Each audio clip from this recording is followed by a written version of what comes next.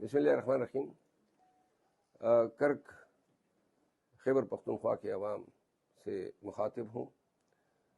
آج کنونشن ہے آپ کی ضلع کرک میں پاکستان تحریک انصاف کا، اور میں آ رہا ہوں کنونشن میں شرکت کرنے کے لیے۔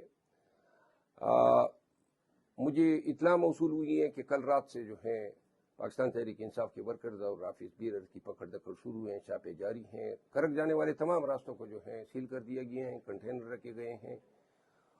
یہی ہتھ کنڈے جو ہیں کل انہوں نے دیر کے عوام کے خلاف بھی استعمال کیے، لیکن آپ نے دیکھا کہ یہ ہر روڈ انہوں نے ہمارے لیے بلاک کیا تھا۔ ٹریفک انہوں نے کنجیشن کریٹ کی۔ چوکیاتان کے مقام پہ دیر کے ورکرز پہ گولیاں چلائی، 3 ہمارے ورکر زخمی ہیں، ان کو گولیاں لگی ہیں۔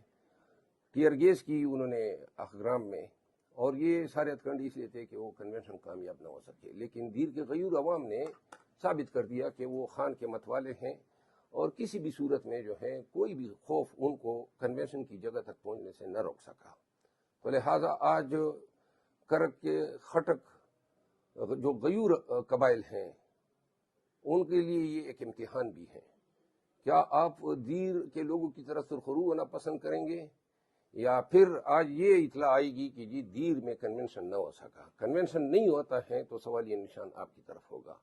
کسی بھی صورت میں ہو، ہم نے خطاب کرنا ہے، ہم نے کنونشن ہولڈ کرنا ہے، اور اگر ہمیں میرے لیے بھی یہ راستہ روکیں گے، اور میں کوشش کروں گا کہ جس طرح کل میں نے کنونشن کی جگہ تک پہنچنے کے لیے ہر ممکن کوشش کی، تو لہٰذا آج بھی میری کوشش ہوگی۔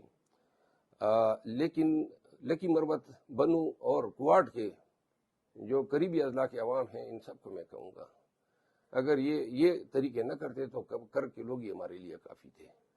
لیکن آج ضرورت ہے کہ آپ سب جو ہیں کسی بھی راستے سے ہو، آپ نے پہنچنا ہے کنونشن۔ کرک شہر میں تو موٹر سائیکلوں پہ پہنچتے ہیں، پیدل پہنچتے ہیں، گاڑیوں میں پہنچتے ہیں، یہ آپ سب نے پہنچنا ہے، اور خٹک قبائل نے جو ہے اس کنونشن کو کامیاب بنانا ہے۔ میں آ رہا ہوں، کنونشن ضرور ہوگا۔ Thank you.